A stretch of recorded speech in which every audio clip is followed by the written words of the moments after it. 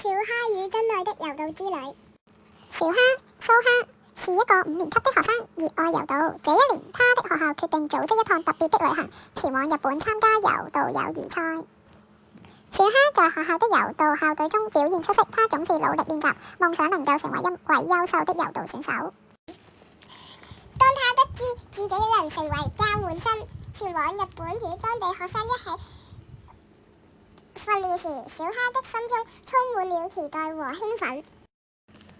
在飛往日本的飛機上，小蝦想着能夠見到許多柔道高手，還能結交新朋友，心情格外激動。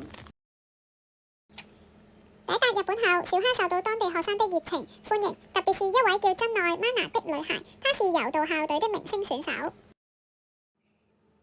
真愛帶着小蝦參觀了校園，介紹了柔道道場，並告訴他柔道不僅是一項運動，更是一種文化與精神。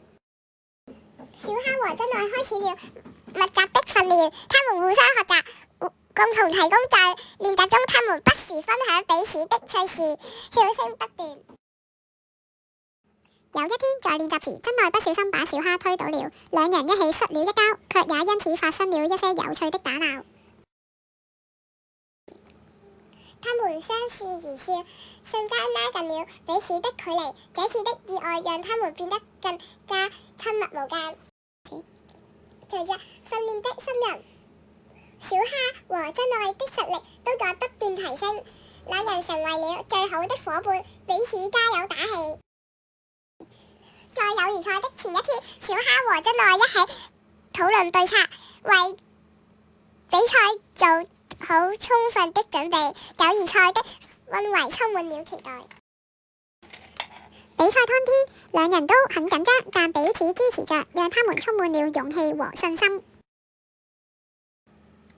比賽開始了，小蝦面對強勁的對手，真愛在旁邊為他打氣，讓他感受到無比的力量。在比賽中，小蝦全力以赴，展現了自己的實力，最終贏得了比賽。他感謝真愛的支持，心中充滿了感動。